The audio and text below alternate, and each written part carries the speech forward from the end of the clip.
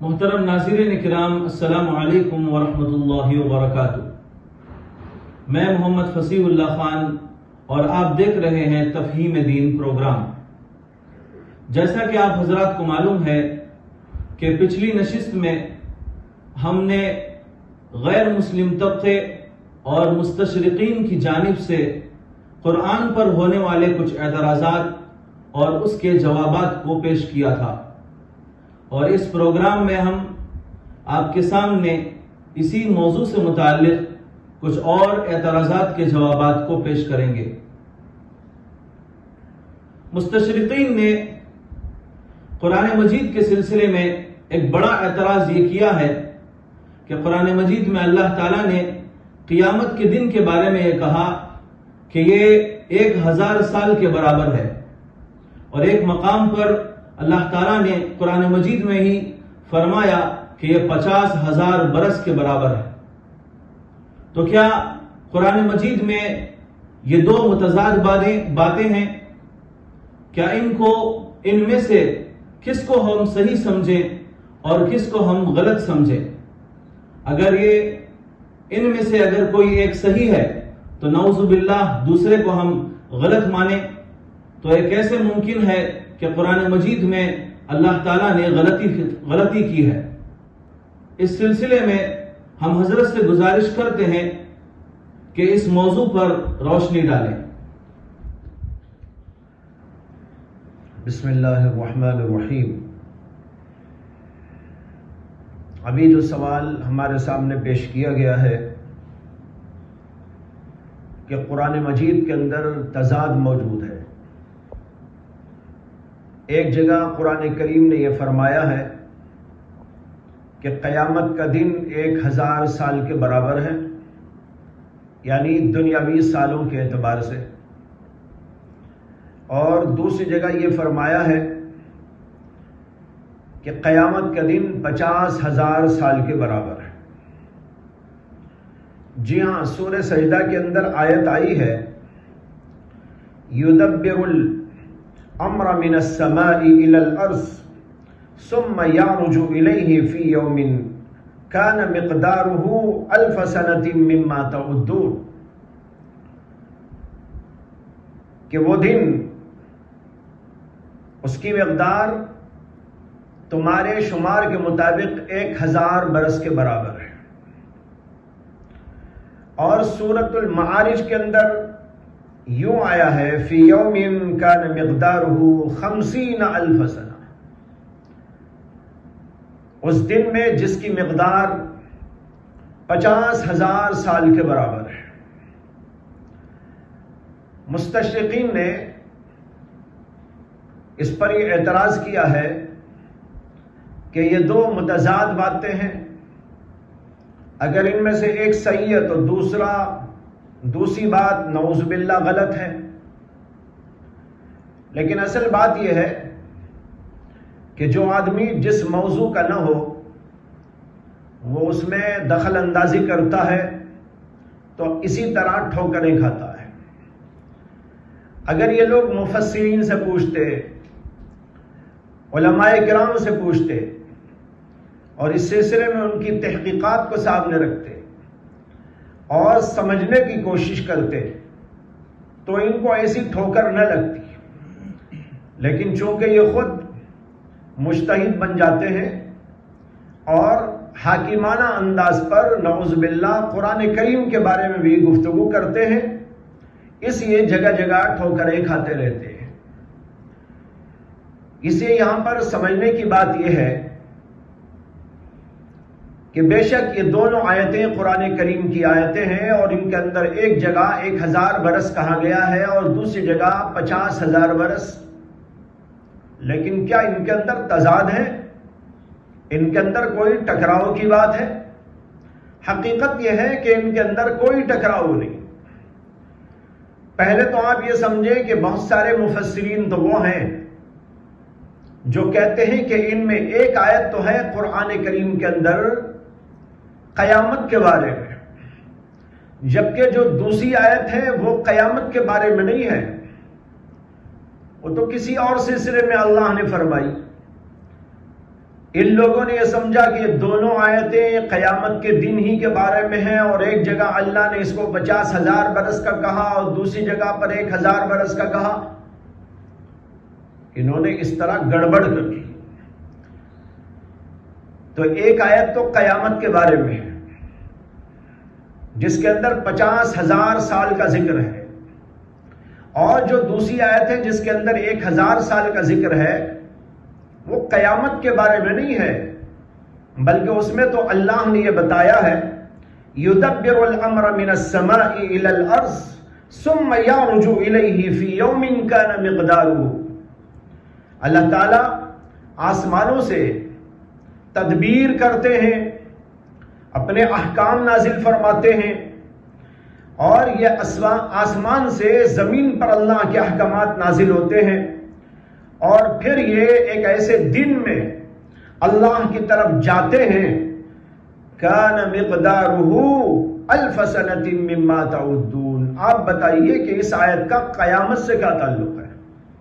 اس میں تو اللہ یہ بتا رہے کہ ہم آسمان سے احکام نازل کرتے ہیں، اور یہ احکام دنیا کے اندر جو آتے ہیں 1,000 برس جو دنیا میں تم شمار کرتے ہو اس کے اعتبار سے اللہ تبارک و تعالیٰ یہ احکام نازل کرتے ہیں۔ چنانچہ بعض مفسرین کہتے ہیں کہ اللہ تعالیٰ جو احکام نازل کرتے ہیں اور فرشتوں کو بتاتے ہیں وہ 1,000 سال کے لیے احکام نازل کیے جاتے ہیں۔ یہ ہے اس آیت کا مطلب۔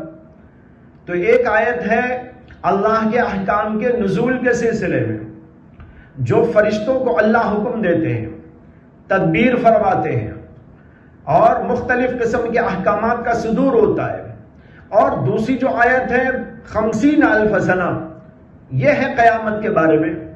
تو یہاں کوئی ٹکراؤ نہ ہوا، بلکہ ایک آیت ایک اور چیز کے بارے میں ہے اور دوسری آیت قیامت کے بارے میں ہے، تو اس کے اندر آخر ٹکراؤ کی کیا بات ہے؟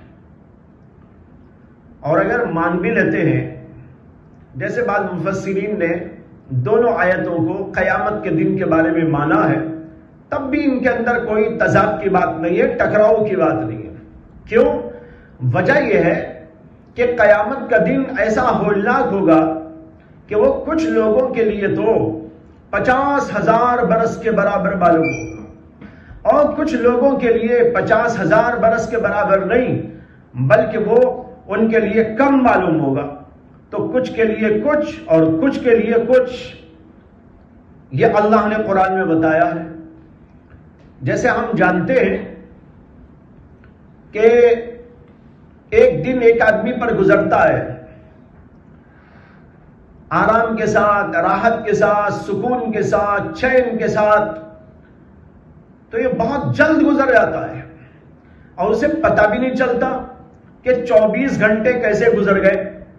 وہ کہتا بھائی 24 گھنٹے گزر گئے، پتہ ہی نہیں چلا۔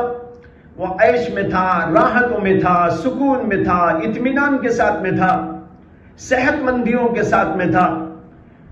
تو ان چیزوں کے ساتھ ساتھ دن اتنا جلدی سے گزر جاتا ہے کہ 24 گھنٹے اسے یہ معلوم ہوتے ہیں کہ بس 1 گھنٹہ ہو گیا۔ لیکن یہی 24 گھنٹے ایک اور آدمی کے حق میں بہت لمبے بن جاتے ہیں۔ اس کا ایک ایک گھنٹہ 24 گھنٹوں کے برابر ہو جاتا ہے، بلکہ کئی مہینوں کے برابر ہو جاتا ہے۔ ایک آدمی ہے بیمار، پریشان، یہاں درد وہاں درد، یا اور کوئی مصیبت ہے اس کے اوپر، دماغ پریشان ہے، دل پریشان ہے، مختلف حالات سے دوچار ہے۔ اب اس آدمی کا دیکھیے، یہ بیڈ کے اوپر سو کر ایک ایک لمحہ یوں سمجھتا ہے کہ ایک ایک پہاڑ ہے، اسے ہر لمحہ ایک پہاڑ معلوم ہوتا ہے، نیند نہیں آتی، اسے چین نصیب نہیں ہوتا، پریشان حال ہوتا ہے۔ اس کی پریشانیوں کے ساتھ ایک ایک دن اسے کئی مہینوں کا معلوم ہونے لگتا ہے، بلکہ ایک ایک گھنٹہ اسے کئی گھنٹوں کا معلوم ہونے لگتا ہے، اور وہ صبح میں اٹھ کر کہتا ہے کہ ارے یہ رات کیا گزری، میرے لیے تو ایک پہاڑ ہے۔ حالانکہ وہی دوسرا آدمی سویا تھا اسی کے بازو، ہو سکتا اس کا بھائی ہو یا اس کا کوئی بیٹا ہو جسے کوئی پریشانی نہ تھی، اسے کوئی بیماری نہ تھی، وہ سویا اور ایسا سویا کہ صبح جب اٹھاتے ہیں تو وہ پوچھتا ہے ارے کیا صبح ہو گئی، میں تو ابھی تھوڑی دیر پہلے سویا تھا۔ اب دیکھو اسے یوں معلوم ہوتا ہے کہ پوری رات گزرنے کے باوجود کو تھوڑا سا وقت گزرا، اور دوسرا آدمی جسے مصیبت ہے، پریشانی ہے، تنگی ہے، اس کو یوں معلوم ہوتا ہے کہ وہی رات بہت بڑی ہو گئی اور ایک مصیبت کا پہاڑ بن کر اس کے سامنے آ گئی۔ جیسے یہاں پر آپ دیکھ رہے ہیں، اور یہ مشاہدہ ہے دنیا کے اندر، ہر آدمی اس کو محسوس کرتا ہے کہ ایک آدمی کے حق میں یہ تھوڑی سی رات بہت مشکل گزرتی ہے اور بہت بڑی بن جاتی ہے، اور دوسرے آدمی کے حق میں وہی رات بہت جلد گزر جاتی ہے۔ فرق کیا ہے؟ ایک آدمی راحتوں میں ہے، اسے کوئی پریشانی نہیں، اور دوسرا آدمی پریشانی میں ہے، پریشانیوں کے ساتھ دن گزرتا ہے تو بہت لمبا معلوم ہوتا ہے، رات گزرتی ہے تو بہت لمبی محسوس ہوتی ہے، اور دوسرا آدمی جو راحت میں ہے اسے یوں محسوس ہوتا ہے کہ بہت جلد یہ زمانہ گزر گیا، اور وہ بہت جلد گزارنے کے بعد یوں محسوس کرتا ہے کہ ابھی تو میں سویا ہی تھا اور میری نیند بھی پوری نہ ہوئی اور مجھ کو اٹھا دیا گیا ہے۔ بالکل یہی بات ہے کہ قیامت کا میدان جس کے اندر لوگ جمع ہوں گے، وہاں کفار بھی ہوں گے، مشرکین بھی ہوں گے، فساق و فجار بھی ہوں گے، غلط کار لوگ ہوں گے، اور اسی کے مقابلے میں حضرات انبیاء کرام علیہ السلام ہوں گے، اللہ کے اولیاء اللہ ہوں گے، اور بہت سارے نیک اور برگزیدہ لوگ ہوں گے، اور عامت المسلمین بھی ہوں گے۔ ان میں سے ہر ایک کے لیے وہ دن کسی کے حق میں بہت بڑا تو کسی کے حق میں بہت چھوٹا بھی ہو جائے گا۔ ان میں سے دو قسم کا یہاں ذکر کیا گیا کہ کسی کے حق میں تو 50,000 سال کے برابر ہے۔ یہ وہ لوگ ہیں جو نہیں ماننے والے، اللہ کا انکار کرنے والے، گناہ کرنے والے، بدماشی کرنے والے، قتل و غارت گیری کرنے والے، دنیا کے اندر فساد مچانے والے، دنیا کے اندر ہر طرح کی شر پسندی کرنے والے، ایسے لوگوں کے لیے وہ دن آئے گا تو ان کے لیے تو وہ معلوم ہوگا کہ 50,000 سال کے برابر ہے۔ لمحہ لمحہ ان کے لیے مشکل، لمحہ لمحہ ان کے لیے پہاڑ بن کے گزرے گا۔ لیکن اسی کے مقابلے میں کچھ ایسے لوگ بھی ہوں گے، حضرات انبیاء ہوں گے، اولیاء اللہ ہوں گے، اور نیک کردار لوگ ہوں گے، اللہ کو ماننے والے ہوں گے، دنیا کے اندر جنہوں نے خیر اور خوبیوں کو پھیلایا تھا، لوگوں کے ساتھ حسن سلوک کیا تھا، ماں باپ کی اطاعت اور فرمانبرداری کی تھی، لوگوں کے ساتھ بہت اچھا معاملہ کیا تھا، رحم دلی کا معاملہ کیا تھا، حسن اخلاق کا معاملہ کیا تھا، ایسے لوگوں کے لیے وہاں کا دن بہت معمولی اور مختصر ہو جائے گا۔ ان میں سے کسی کے لیے تو ایسا ہوگا کہ گویا کہ 1000 برس کا دن۔ لیکن یہی نہیں، یہ تو دو صورتیں اللہ نے قرآن میں بیان کی، لیکن حدیث سے معلوم ہوتا ہے کہ کچھ اور لوگ ایسے بھی ہیں جن کے لیے اس سے بھی آسان ہو جائے گا وہاں کا دن۔ چنانچہ امام احمد بن حنبل اور امام ابن حبان اور ابو یعلا، یہ بڑے بڑے محدثین ہیں جنہوں نے حدیث پاک کے اوپر بڑی شاندار کتابیں لکھی ہیں، اور اس کے اندر سند کے ساتھ نبی اکرم صلی اللہ علیہ وسلم کی احادیث کو انہوں نے مرتب اور مدون کیا ہے۔ اس کے اندر ایک حدیث موجود ہے، حدیث یہ ہے کہ حضرت ابو سعید خدری رضی اللہ عنہ کہتے ہیں کہ حضرات صحابہ رضوان اللہ تعالی علیہ مجمعین نے رسول اکرم صلی اللہ علیہ وسلم سے اس دن کے بارے میں سوال کیا جو دن کے 50,000 برس کے برابر ہوگا، یعنی یہی قیامت کا۔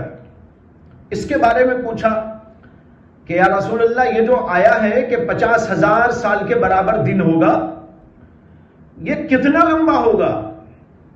نبی اکرم صلی اللہ علیہ وسلم نے قسم کھائی اور فرمایا، قسم ہے اس ذات کی جس کے قبضے میں میری جان ہے کہ یہ دن مومن بندے پر اتنا ہلکا اور اتنا آسان ہوگا جیسے کہ ایک فرض نماز کا وقت گزر گیا.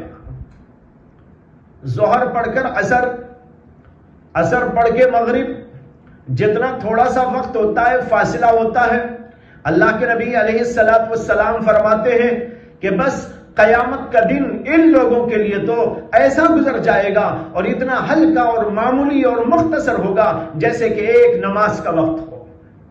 اس سے معلوم ہوا کہ دو باتوں میں کوئی تعارض نہیں ہے. غلط کار لوگوں کے لیے بہت بڑا دن ہو جائے گا، ہے تو اتنا ہی، لیکن ان کو محسوس ہوگا اتنا بڑا، اتنا سنگین، اتنا بڑا پہاڑ 50,000 سال کے برابر، اور کسی کے لیے وہ آسان ہوگا تو 1000 برس کے برابر ہو جائے گا. اور کچھ ایسے بھی اللہ کے بندے ہوں گے جو نیک کردار، بہت اللہ والے، دنیا کے اندر نیکیاں اور خوبیاں کرنے والے، ان کے حق میں تو اتنا آسان ہو جائے گا جیسے کہ ایک نماز کا وقت گزر گیا. معلوم ہوا کہ اس میں کوئی تعارض نہیں ہے، کوئی ٹکراؤ نہیں ہے، بلکہ حقیقت میں سمجھنے کی ضرورت تھی. اگر یہ لوگ سمجھتے کہ اس آیت کا مطلب کیا ہے اور اس آیت کا مطلب کیا ہے اور یہ کس کے لیے فرمایا گیا ہے اور یہ کس کے لیے فرمایا گیا ہے، تو پھر ان کو کوئی اشکال نہ ہوتا. قرآن کریم سمجھنے کے لیے سمجھدار لوگوں کی ضرورت ہے. قرآن کریم سمجھنے کے لیے ان لوگوں کی ضرورت ہے جو قرآن کریم کے اندر گہری بصیرت میں رکھتے ہیں. لہذا یہ دو الگ الگ باتیں نہیں ہیں، ان میں کوئی ٹکراؤ نہیں ہے، بلکہ یہ الگ الگ موقع کی، الگ الگ لوگوں کے اعتبار سے فرمایا گیا ہے. اس لیے اس کے اندر کوئی تضاد اور غلط بیانی نہیں ہے. محترم حضرات، معاندین اسلام کے اعتراضات میں سے ایک اعتراض یہ بھی ہے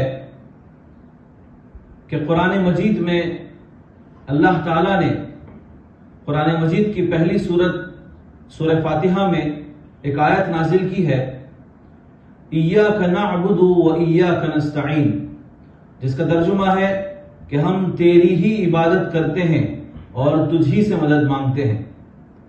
تو معاندین اسلام کا اعتراض یہ ہے کہ اگر یہ کلام اللہ تعالیٰ کا ہوتا تو اس کلام میں ایسی آیت کیوں آتی؟ کیا اللہ تعالیٰ خود اپنے لیے ایسی بات کہہ سکتا ہے کہ ہم تیری ہی عبادت کرتے ہیں اور تجھی سے مدد مانگتے ہیں؟ اس آیت سے محسوس ہوتا ہے کہ یہ کلام اللہ کا نہیں بلکہ کسی مخلوق کا ہے. تو اس لیے اس اعتراض کو اور اس کے جواب کو واضح کرنے کے لیے میں حضرت سے گزارش کرتا ہوں کہ اس پر روشنی ڈالیں. سورۃ الفاتحہ قرآن کریم کی سب سے پہلی سورت ہے، جیسے کہ ہم سب جانتے ہیں، اور اس سورت کا جو مرکزی مضمون ہے وہ ہے دعا کا مضمون. اللہ تعالیٰ نے اس سورت کریمہ کے اندر دعا کا مضمون نازل فرمایا ہے کہ ایک بندہ اللہ سے دعا کرے تو کیسا دعا کرے، اللہ کے لیے کیا خطابات استعمال کرے، کیا القاب استعمال کرے، اور کیا اللہ سے مانگے اور کس طرح مانگے. یہ مضمون ہے جو اس سورت کریمہ کے اندر نازل فرمایا گیا. اسی میں ایک آیت یہ ہے، ایاک نعبد و ایاک نستعین.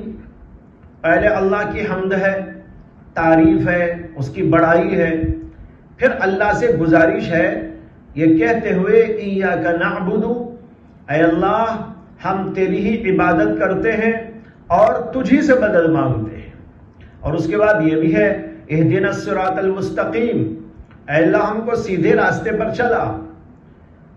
صراط الذین انعمت علیہم، ان لوگوں کے راستے پر چلا جن پر آپ نے انعام نازل کیا، ان لوگوں کے راستے پر نہیں جو راستے سے بھٹک گئے اور جن پر غضب نازل ہوا. ہم ان کے راستے پر نہیں چلنا چاہتے بلکہ انعام یافتہ بندوں کے راستے پر چلنا چاہتے ہیں، لہذا ہمیں ان کے راستے پر چلا دیجیے. یہ مضمون ہے سورۃ الفاتحہ کا. یہ مضمون اللہ نے نازل کیا، یہ اللہ کا کلام ہے. لیکن اللہ نے اس کے اندر بندوں کو تعلیم دی ہے کہ تم میرے سے دعا کرو تو اس طرح دعا مانگو، میرے لیے یہ القاب استعمال کرو، میرے لیے یہ خطابات استعمال کرو، میری بڑائی اور عظمت بیان کرو، پھر اپنی عاجزی انکساری میرے سامنے پیش کرو، پھر اس کے بعد جو اہم ترین ضرورت کی چیز ہے اس کا سوال کرو۔ یہ اللہ نے مضمون نازل کیا ہے، یہ مضمون اللہ نے نازل کیا اس لیے یہ اللہ کا کلام ہے، لیکن اس کے اندر جو مضمون ہے وہ بندے کی طرف سے ہے۔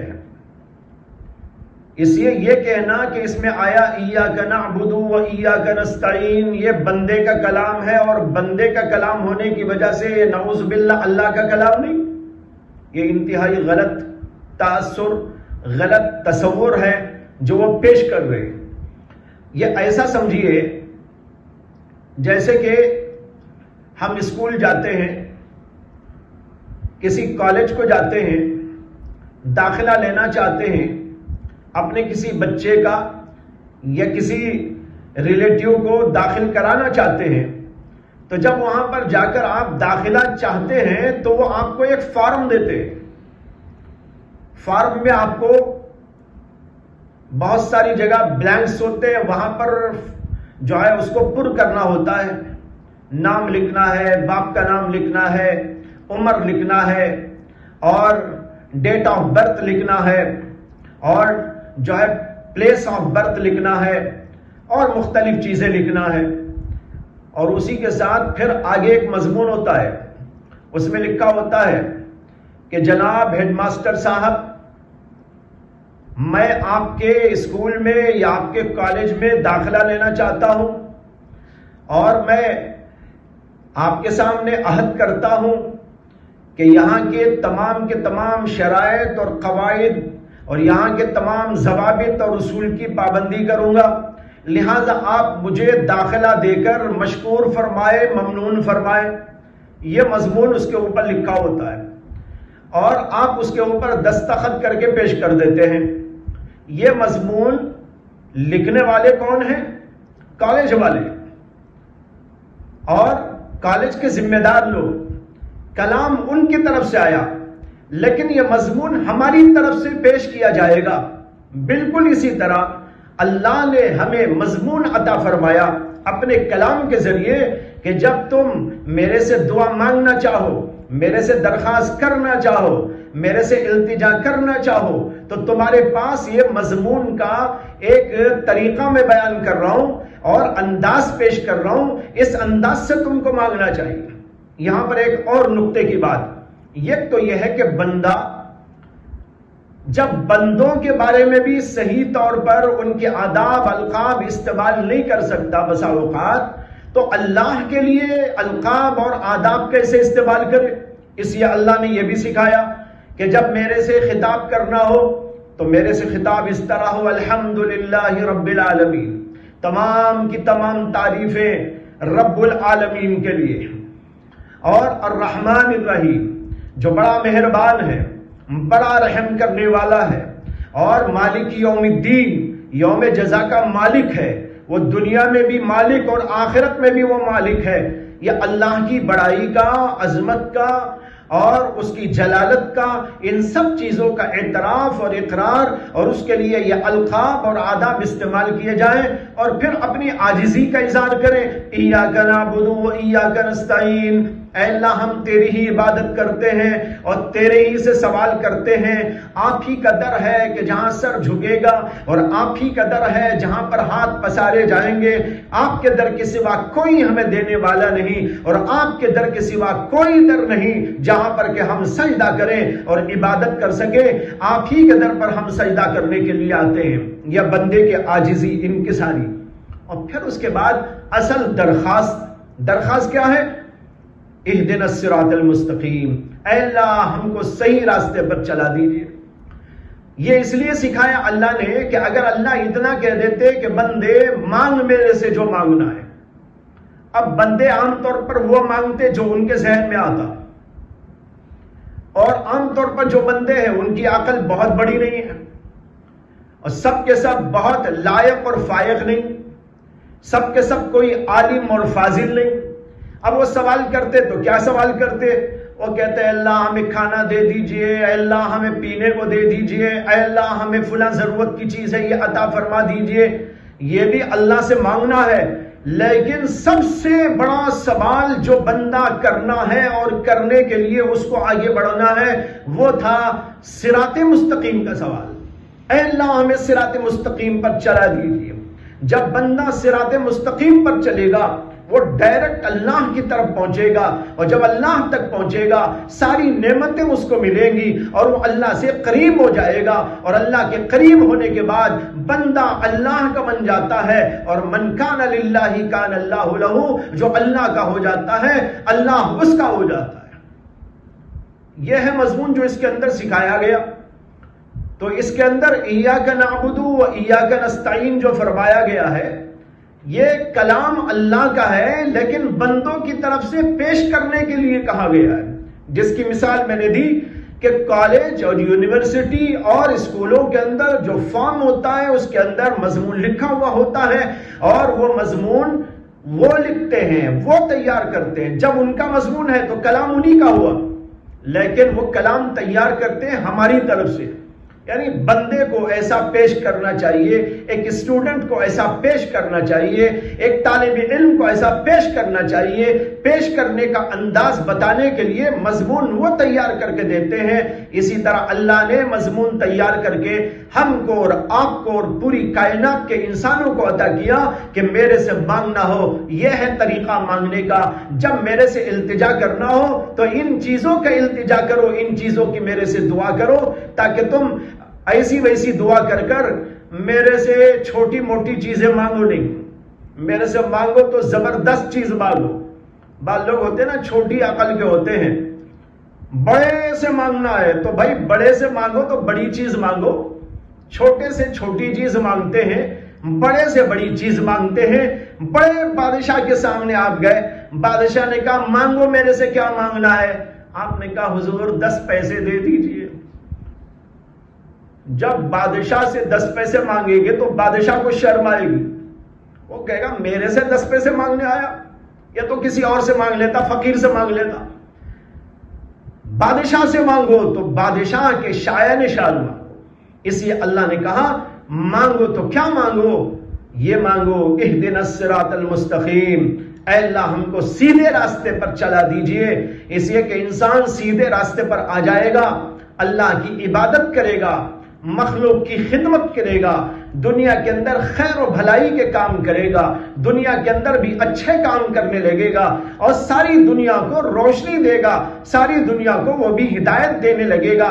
اس طریقے پر اس کا دنیا کے اندر ہدایت کے راستے پر، سیدھے راستے پر رہنا ہزاروں ہزار انسانوں کے لیے بھلائی کا اور خیر کا پیغام ہو جائے گا. اس لیے اللہ نے سکھایا کہ تم کو یہ مانگنا چاہیے. اس سے معلوم ہوا کہ جن لوگوں نے یہ اعتراض کیا ہے کہ ایاک نعبد و ایاک نستعین یہ محمد صلی اللہ علیہ وسلم کا کلام ہے یا کسی بندے کا کلام ہے یا اللہ کا کلام نہیں ہے، یہ بھی ناسمجھی اور حقیقت سے واقفیت نہ ہونے کا نتیجہ ہے. اللہ سب کو اچھی فہم عطا فرمائے.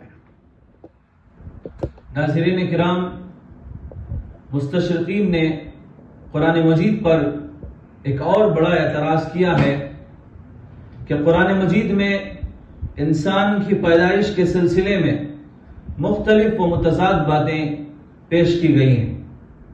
ایک جگہ قرآن مجید میں آیا ہے کہ اللہ تعالیٰ نے کہا کہ اللہ تعالیٰ نے انسان کو پانی سے پیدا کیا. وَهُوَ الَّذِي خَلَقَ مِنَ الْمَاءِ بَشَرًا، اسی اللہ نے بشر کو پانی سے پیدا کیا. ایک جگہ یہ آیا ہے کہ انسان کو منی کے نطفے سے پیدا کیا. اولم یر الانسان انا خلقناہ من نطفہ، کیا انسان دیکھتا نہیں کہ ہم نے اس کو نطفے سے پیدا کیا. اور قرآن نے ایک جگہ یہ بھی کہا کہ انسان کو ہم نے مٹی سے پیدا کیا. انی خالق بشرا من طین. ان میں سے کون سی بات صحیح ہے اور کون سی بات غلط ہے؟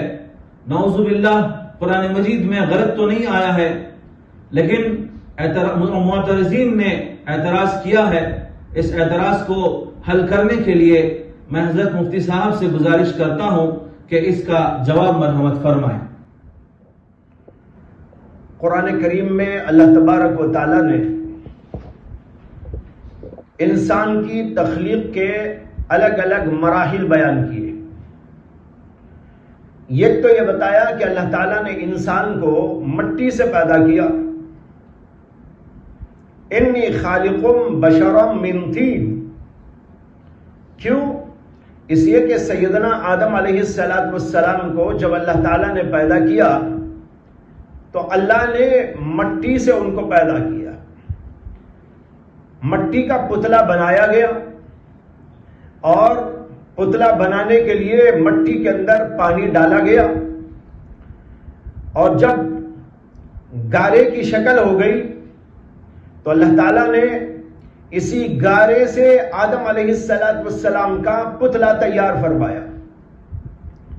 اب دیکھیے، مٹی سے بھی اللہ نے پیدا کیا انسان کو، اور اس میں پانی ڈالا گیا تو اللہ نے یہ بھی کہا انی خالقم بشرم من طین، تو یہ بھی کہا کہ وہو الذی خلق من الماء بشرا۔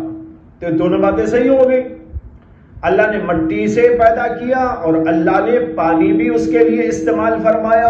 یہ دونوں چیزیں ڈالی گئی اور آدم علیہ السلام کا پتلا تیار فرمایا گیا۔ ان دونوں میں کوئی تضاد نہیں، بلکہ دونوں باتیں اپنی جگہ پر صحیح ہیں۔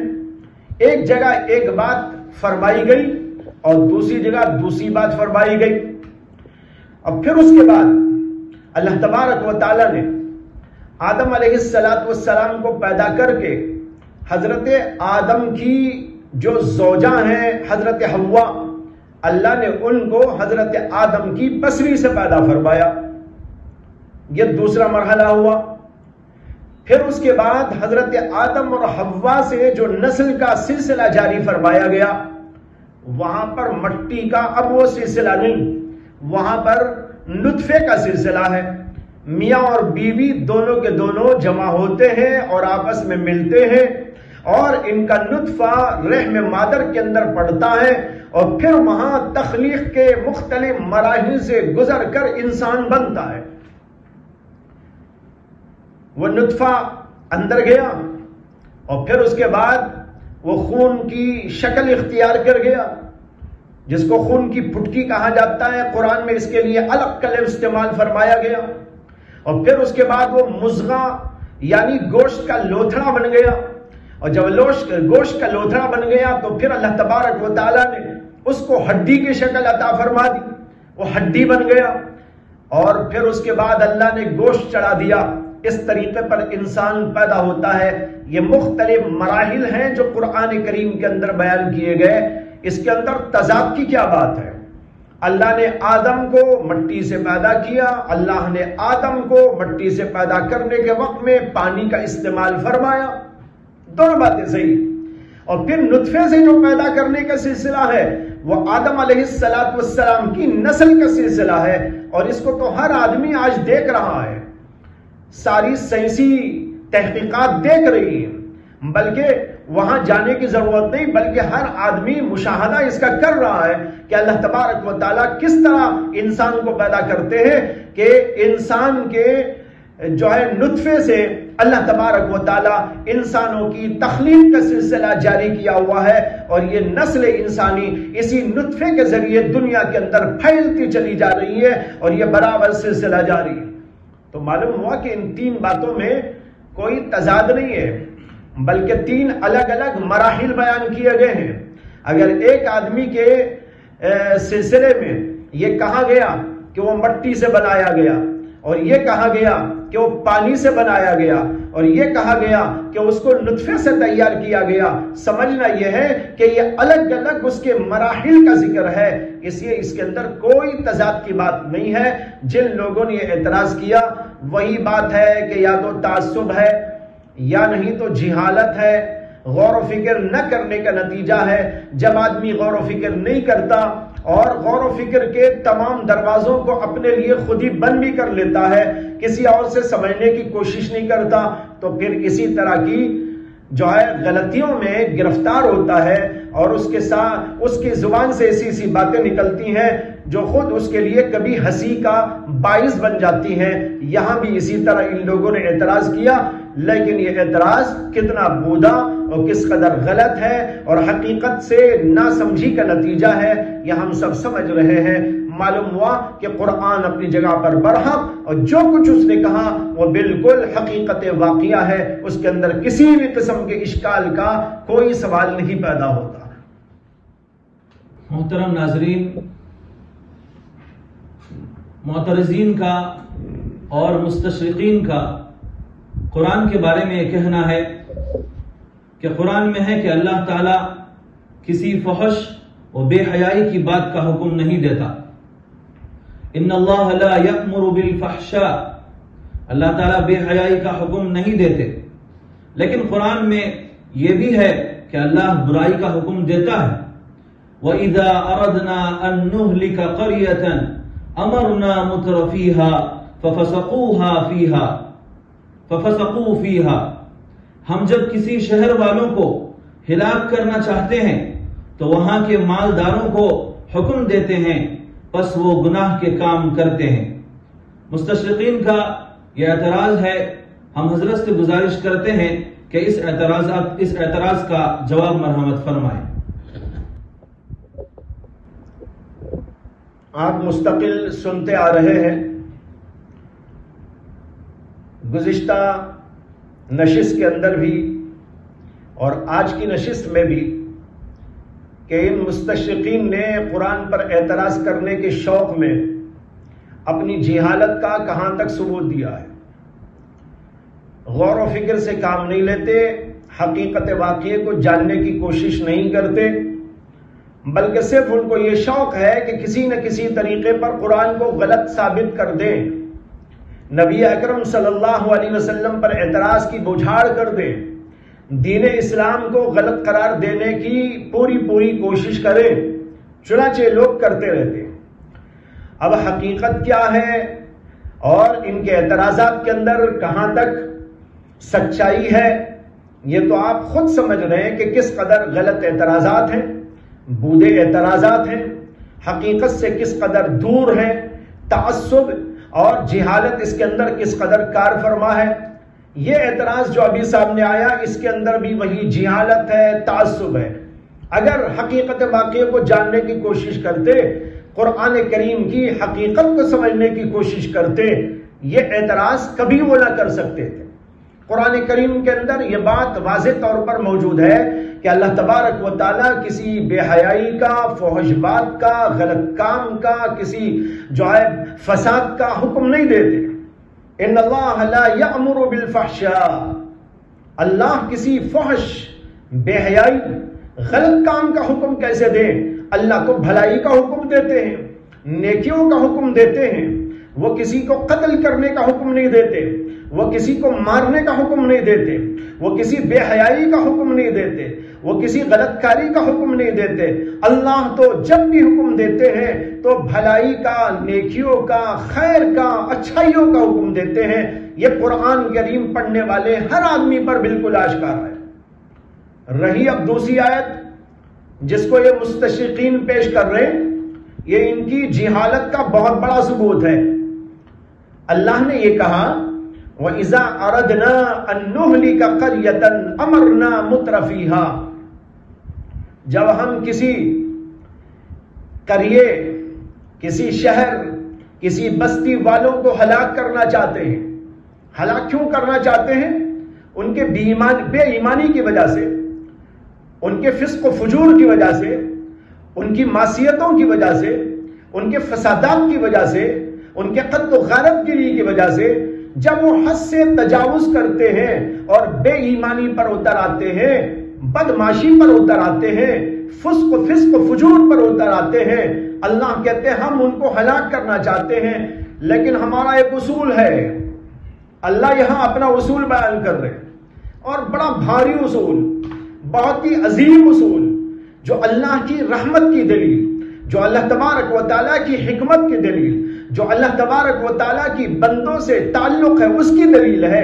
اللہ تعالیٰ کہتے ہیں وَإِذَا أَرَدْنَا أَن نُهْلِكَ قَرْيَةً امرنا مترفیہا، جب ہم کسی علاقے کے لوگوں کو ہلاک کرنا چاہتے ہیں، کسی بستی کو ہلاکت میں ڈالنا چاہتے ہیں، تو ہم وہاں کے مالداروں کو، عیش پرست لوگوں کو حکم دیتے ہیں۔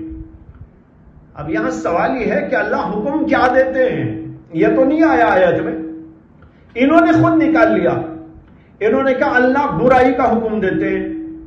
اللہ تو یہ کہہ رہے امرنا مترفیہا، وہاں رہنے والے لوگ جو عیش پرست ہیں، مالدار ہیں اور بڑے بڑے گرو گھنٹال ہیں، وہاں کے سیاستداں ہیں اور وہاں کے لوگوں کے اوپر جو حاوی لوگ ہیں، ہم ان کو حکم دیتے ہیں۔ اللہ نے یہ نہیں کہا حکم کیا دیتے ہیں، یہ اوپر والی آیت سے سمجھ میں آتا ہے۔ اوپر اللہ نے اپنا ایک اصول بیان کیا اور یوں فرمایا وَمَا كُنَّا مُعَذِّبِينَ حَتَّى نَبْعَثَ رَسُولًا، جو آیت ابھی پڑھی گئی ہے وَإِذَا أَرَدْنَا، اسی کے بالکل پہلے یہ آیت ہے وَمَا كُنَّا مُعَذِّبِينَ حَتَّى نَبْعَثَ رَسُولًا، ہم کسی بھی علاقے کے لوگوں کو، کسی بھی شخص کو ہم اس وقت تک ہلاک نہیں کرتے اور اس کو عذاب میں گرفتار نہیں کرتے جب تک کہ وہاں رسولوں کے ذریعے اپنے پیغام کو نہیں بھیج دیتے۔ ہم پہلے رسولوں کو بھیجتے ہیں یا رسولوں کے قاصدین کو بھیجتے ہیں، ان کا پیغام وہاں پہنچایا جاتا ہے، ہمارے ایمان کی بات وہاں پہنچائی جاتی ہے، نیکیوں کا درس ان کو دیا جاتا ہے، ان کو اس کے لیے دعوت دی جاتی ہے اور ان کو سمجھایا جاتا ہے، حقائق سے آگاہ کیا جاتا ہے اور ان کے ذہنوں کو کھنگالنے کی کوشش کی جاتی ہے۔ جب ہر طریقے پر ان کو سمجھا بجھا کر حق واضح کر دیتے ہیں اور پھر بھی وہ نہیں مانتے، کہتے تب ہم ان کے اوپر عذاب نازل کرتے ہیں، اس سے پہلے ہم عذاب نازل نہیں کرتے۔ یہ اللہ کا اصول ہے، یہ نہیں کہ کسی نے غلط کیا تو فوراً اللہ ہلاک کر دے، نہیں، اسے موقع دیتے، پہلے اسے سمجھنا ہے، سمجھانا ہے، افہام و تفہیم ہے، حقائق کو واضح کرنا ہے۔ اور یہ کیسے کرتے ہیں اللہ؟ اپنے رسولوں کو بھیج کر، یا نہیں تو اپنے رسولوں کے جو قاصدین ہوتے ہیں، جیسے علماء ہوتے ہیں، مشائخ ہوتے ہیں، ان کو بھیج کر ان کے ذریعے سے ان کے اوپر پوری بات آشکارا کر دیتے ہیں، حقیقت سے پردہ اٹھا دیتے ہیں، ایمان کی دعوت پیش کر دیتے ہیں، برائی کا جو نتیجہ ہے وہ بھی بیان کر دیتے ہیں، اچھائیوں اور خوبیوں کے جو نتائج ہوتے ہیں وہ بھی بیان کر دیتے ہیں کہ تم اچھا کرو تو تمہارے ساتھ کیا ہوگا، تم برائی کرو تو تمہارے ساتھ کیا ہوگا۔ یہ سب کچھ کرنے کے بعد جب بندے پھر بھی نہیں مانتے اور گناہوں پر اصرار، بے ایمانی پر اصرار کرتے ہیں، اللہ کہتے تب ہم ان کو ہلاک کرتے ہیں۔ یہ اللہ کا قانون، اسی قانون کا یہاں ذکر کرتے ہوئے اللہ نے کہا جب ہم کسی قریے والوں کو ہلاک کرنا چاہتے ہیں ان کی بے ایمانی کی وجہ سے، ان کی بد اخلاقی، بد کرداری کی وجہ سے، ان کے فساد اور ان کے قتل و غارت گیری کی وجہ سے، تو ہم یوں ہی ہلاک نہیں کر دیتے۔ امرنا مترفیہا، وہاں کے جو بڑے بڑے گرو گھنٹال ہوتے ہیں ان تک ہم اپنا پیغام پہنچاتے ہیں۔ اب کیا پیغام پہنچتا ہے؟ وہی جو رسولوں کے ذریعے اللہ پہنچاتے ہیں، نیکی کا۔ اسی علماء اس کی تفسیر میں لکھتے ہیں امرنا مترفیہا بالطاعت والایمان، ہم وہاں کے گرو گھنٹالوں کو، وہاں کے عیش پرست لوگوں کو طاعت کا، نیکی کا، بھلائی کا، ایمان کا، توحید کا پیغام بھیجتے ہیں۔ اب بتاؤ اللہ یہ کہاں کہہ رہے کہ ہم فسق و فجور کا حکم دیتے ہیں، بے حیائی کا حکم دیتے ہیں؟ اللہ نے نہیں کہا، ان لوگوں نے خود ہی اس کے اندر ٹھوس لیا۔ جمہور علماء اس کی یہی تفسیر بیان کرتے ہیں کہ اللہ جب کسی جگہ کو ہلاک کرنا چاہتے ہیں وہاں کے لوگوں کے بے ایمانی کی وجہ سے، فسق و فجور کی وجہ سے، تو پہلے وہاں اپنا پیغام حق کا، صداقت کا، نیکی کا، طاعت کا، ایمان کا بھیج دیتے ہیں۔ لیکن ففسقوا فیہا، پھر بھی وہ اس میں فسق و فجور ہی میں مبتلا رہتے ہیں، تب ہم ان کو ہلاک کرتے ہیں۔ اس سے معلوم ہوا کہ پہلی آیت میں جو اللہ نے کہا ان اللہ لا یأمر بالفحشاء، یہی اللہ کا اصول ہے، یہی اللہ کی عادت ہے اور اللہ کا قانون ہے کہ اللہ کوئی برائی کا حکم نہیں دیتا، بلکہ اللہ تو نیکی کا حکم دیتا ہے. یہاں بھی اللہ نیکی ہی کا ان کو حکم دے رہا ہے, کسی برائی کا حکم یہاں پر نہیں دے رہا ہے. ان لوگوں کی غلط فہمی کی وجہ سے یہ اعتراض ان لوگوں نے کیا ہے. اللہ سے دعا ہے کہ اللہ تعالیٰ ان کو بھی یا تو ہدایت دے یا اپنا فیصلہ فرمائے, اور ہم سب لوگوں کو جو سننے والے ہیں اس کو سمجھنے کی, اور خاص طور پر قرآن کریم سے متعلق اس قسم کی جو بیہودہ گوئی ان لوگوں کی طرف سے ہوتی ہے, اس کے پس منظر میں قرآن کریم کے حقائق کو سمجھنے کی اللہ توفیق عطا فرمائے, اور اس کو دوسروں سے بھی شیئر کر کے لوگ حقیقت سے آگاہ کرنے کی کوشش کریں. وآخر دعوانا ان الحمدللہ رب